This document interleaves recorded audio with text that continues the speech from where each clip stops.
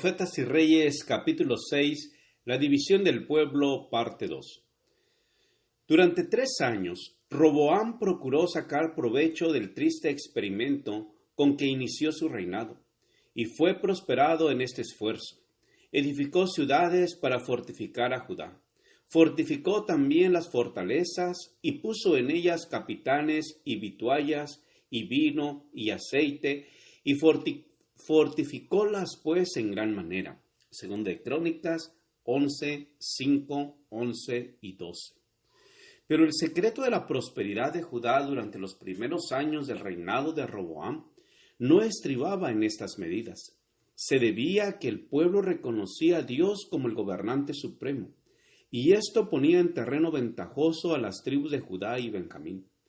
A ellas se unieron muchos hombres temerosos de Dios que provenían de las tribus septentrionales.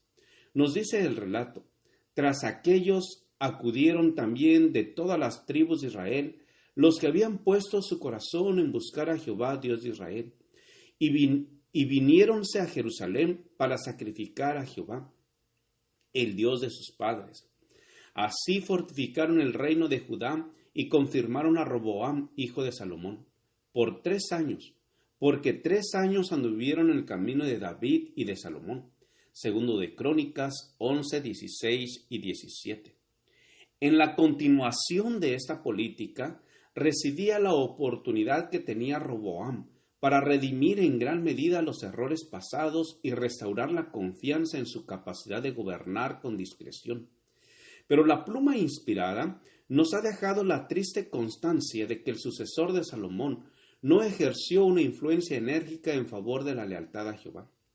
A pesar de ser por naturaleza de una voluntad fuerte y egoísta, lleno de fe en sí mismo y propenso a la idolatría, si hubiese puesto toda su confianza en Dios, habría adquirido fuerza de carácter, fe constante y sumisión a los requerimientos divinos.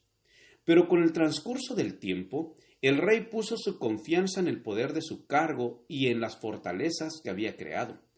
Poco a poco fue cediendo a las debilidades que había heredado, hasta poner su influencia por completo del lado de la idolatría.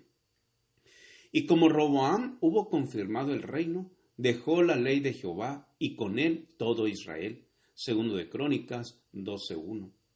Cuán tristes y rebosantes de significado son las palabras, y con él todo Israel.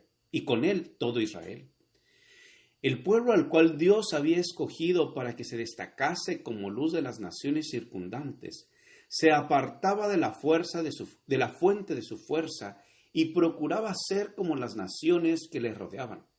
Así como con Salomón, sucedió con Roboam. La influencia del mal ejemplo extravió a muchos. Y lo mismo sucede hoy en mayor o menor grado con todo aquel que se dedica a hacer el mal. No se limita al tal la influencia del mal proceder. Nadie vive para sí. Nadie perece solo en su iniquidad. Toda vida es una luz que alumbra y alegra la senda ajena, o una influencia sombría y desoladora que lleva hacia la desesperación y la ruina. Conducimos a otros hacia arriba, a la felicidad y a la vida inmortal, o hacia abajo, a la tristeza y a la muerte eterna. Y si por nuestras acciones fortalecemos o ponemos en actividad las potencias que tienen para el bien los que nos rodean, compartimos su pecado. Dios no permitió que la apostasía del gobernante de Judá quedase sin castigo. En el 5º año del rey Roboam, subió Sisac, rey de Egipto, contra Jerusalén, por cuanto se habían rebelado contra Jehová, con 1,200 carros y con 60,000 hombres de a caballo. Mas el pueblo que venía con él de Egipto no tenía número, y tomó las ciudades fuertes de Judá y llegó hasta Jerusalén. Entonces vino Semaías, profeta a Roboam, y a los príncipes de Judá, que estaban reunidos en Jerusalén por causa de Sisac, y díjoles: Así ha dicho Jehová, vosotros me habéis dejado, y yo también os he dejado en manos de Sisac. Segunda de Crónicas 12, 2 al 5. El pueblo no había llegado todavía a tales extremos de apostasía que despreciase los juicios de Dios. En las pérdidas ocasionadas por la invasión de Sisac, reconoció la mano de Dios y por un tiempo se humilló. Declaró: justo es Jehová. Y como vio Jehová que se habían humillado, fue palabra de Jehová a Semaías diciendo: hanse humillado, no los destruiré, antes los salvaré en breve, y no se derramará mi ira contra Jerusalén por mano de Sisac. Empero serán sus siervos, para que sepan que es servirme a mí y servir a los reinos de las naciones. Subió pues Sisac, rey de Egipto, a Jerusalén, y tomó los tesoros de la casa de Jehová, y los tesoros de la casa del rey. Todo lo llevó y lo tomó de los paveses de oro que Salomón había hecho. Y en lugar de ellos hizo el rey Roboam paveses de metal, y entrególos en manos de los jefes de la guardia, los cuales custodiaban la entrada de la casa del rey. Y como él se humilló, la ira de Jehová se apartó de él, para no destruirlo del todo. Y también en Judá las cosas fueron bien. Segundo de Crónicas 12, 6 al 12. Pero cuando cesó la aflicción y la nación volvió a prosperar, muchos olvidaron sus temores y cayeron de nuevo en la idolatría. Entre ellos se contaba el rey Roboam mismo. Aunque humillado por la calamidad que había caído sobre él, no hizo de ella un punto de retorno decisivo en su vida. Olvidando la lección que Dios le había procurado enseñarle, volvió a caer en los pecados que habían atraído castigo sobre la nación. Después de algunos años sin gloria, durante los cuales el rey hizo lo malo, porque no apercibió su corazón para buscar a Jehová, durmió Roboam con sus padres y fue sepultado en la ciudad de David, y reinó en su lugar Abías su hijo. Segundo de Crónicas 12, 14 y 16. Con la división del reino, al principio del reinado de Roboam, la gloria de Israel empezó a desvanecerse y nunca se recobró plenamente. A veces, durante los siglos que siguieron, el trono de David fue ocupado por hombres dotados de valor moral y previsión, y bajo la dirección de estos soberanos, las bendiciones que descendían sobre los hombres de Judá se extendían a las naciones circundantes. A veces, el nombre de Jehová quedaba exaltado sobre todos los dioses falsos, y la ley era reverenciada. De vez en cuando se levantaban profetas poderosos para fortalecer las manos de los gobernantes y alentar al pueblo al mantenerse fiel. Pero las semillas del mal que ya estaban brotando cuando Roboam ascendió al trono no fueron nunca desarraigadas por completo. Y hubo momentos cuando el pueblo, que una vez fue favorecido por Dios, cayó tan bajo que llegó a ser ludibrio entre los paganos.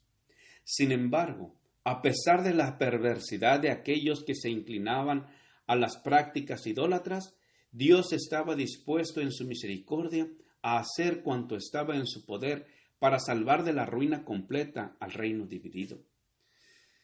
A medida que transcurrían los años y su propósito concerniente a Israel parecía destinado a quedar completamente frustrado por los ardides de hombres inspirados por los agentes satánicos, siguió manifestando sus designios benéficos mediante el cautiverio y la restauración de la nación escogida.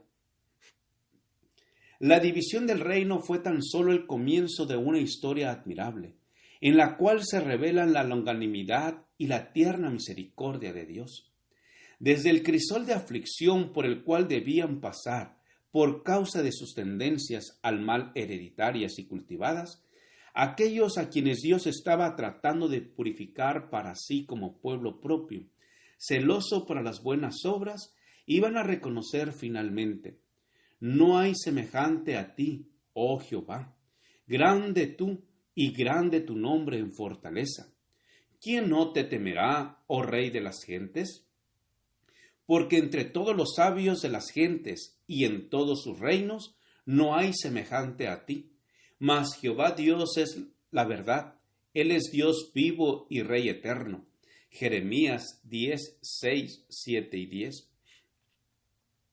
Los adoradores de los ídolos iban a aprender al fin la lección de que los falsos dioses son impotentes para elevar y salvar a los seres humanos. Los dioses que no hicieron los cielos ni la tierra perezcan de la tierra y de debajo de los cielos. Versículo 11. Únicamente siendo fiel al Dios vivo, creador y gobernante de todos, es cómo puede el hombre hallar descanso y paz. De común acuerdo, Israel y Judá, castigados y penitentes, iban a renovar al fin su pacto con Jehová de los ejércitos, el Dios de sus padres, acerca del cual iban a declarar: el que hizo la tierra con su potencia, el que puso en el orden el mundo con su saber, y extendió los cielos con su prudencia.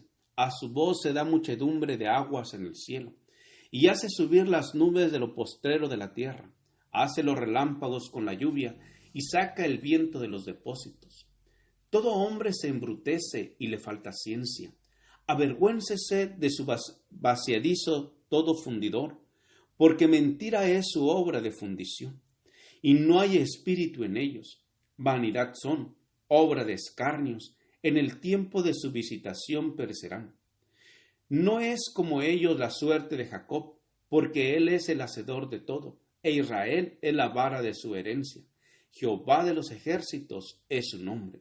Versículos 12 al 16. Gracias por escuchar este audio. Te invito a escuchar el siguiente capítulo. Jehová te bendiga y te guarde. Jehová haga resplandecer su rostro sobre ti y tenga de ti misericordia. Jehová alce sobre ti su rostro y ponga en ti paz. Con aprecio, el pastor Juan Manuel Flores Espinosa.